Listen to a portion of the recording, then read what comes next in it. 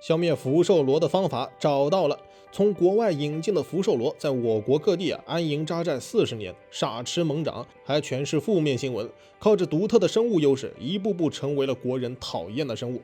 福寿螺通常会与其他的水生生物抢夺生存资源。据了解，在人类种植的农作物里，其中有数十种植物都受到了福寿螺不同程度的侵扰，而水稻受到的侵害程度是最厉害的。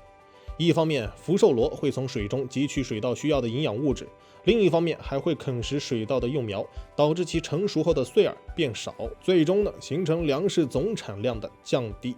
所以说在净水环境中，很少有植物或者生物能够与之抗衡，这也进一步鼓动了其嚣张的气焰。如果不进行人为治理，福寿螺依靠自身强大的适应性，便可以在一片水域中进行极为广泛的传播。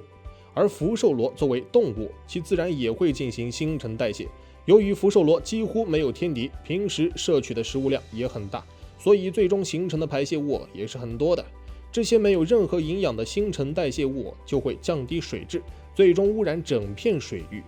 如果人类在捕捉福寿螺之后不能有效地进行处理，甚至还会因此患得寄生虫病，危害身体健康。据湖北省农业科学院相关部门的研究室副主任朱世海所说，福寿螺之中接近20%的个体都带有广州管源线虫。人类如果不慎食用，轻则引起腹痛以及呕吐，严重的话甚至可能引发脑膜炎。可以说，福寿螺在进入国人视野之后基本上就没有产生过任何正面的作用，真可谓是过街老鼠，人人得而诛之了。福寿螺是人人喊打的过街老鼠，追本溯源，它还算是我国请过来的。福寿螺的原产地乃是南美洲，亚马逊流域就是福寿螺的天堂。而在上世纪80年代，我国相关研究人员在发现它强大的繁殖能力后，便想要引进国内当作经济动物。然而，在国外有巨型田螺之称，螺肉含量多并且蛋白质含量大的福寿螺，却有着一个很显眼的缺点：难吃。难吃到中国铁胃都接受不了。放眼全世界，福寿螺怕都不会有市场了，于是引进没多久就被养殖户弃养了。本来大家都以为福寿螺会就此消失，谁能想到人家靠着命硬是在中国安家了，无数河道沟渠都可以成为它的生存之地。目前我国广东、四川等大部分南方省市都存在着福寿螺的活动痕迹，而这就是因为福寿螺的卵块个体都可以通过流动的水草四处漂流。要知道，咱们的长江横跨国内近19个省市，倒让福寿螺乘上顺风车了。此外，福寿螺12个月就可以产育3代幼年螺，并且幼年螺1个季度内就可以进入成熟期，拥有繁殖能力。福寿螺除了生得快，命还长，最多的甚至能活到5年。长寿的福寿螺还不挑食，水生维管植物就是它们最爱的食物。但是呢，水下的腐物或藻类也同样在它们的食谱里。如果生存环境实在恶劣，它们甚至会吃同类的幼螺以及螺卵。由此，流动范围广且能适应各类水域，对水质要求不高的福寿螺便凭着极强的繁育能力以及食性，在我国大江南北都扎下了根，成为了各地总是想要根除却难得其法的外来入侵物种。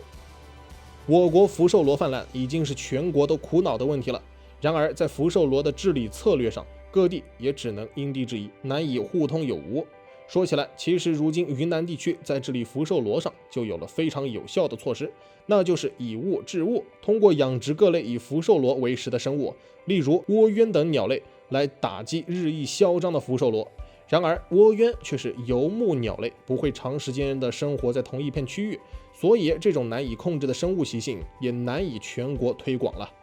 也有的地方会通过养鸭以及养青鱼的方式来处理福寿螺，但由于色季内鸭禽以及青鱼的食性状态会发生较为明显的改变，所以也无法根除福寿螺的疯长态势。总而言之呢，生物防治确实在短时间内有效，但是这种方法治标不治本。如今大部分地区为了治理福寿螺可谓是无所不用其极，有些地方会选择喷洒农药，但是这种情况会对水质以及土地的肥力都会造成不良的影响，极易污染环境，所以呢也是难以推广。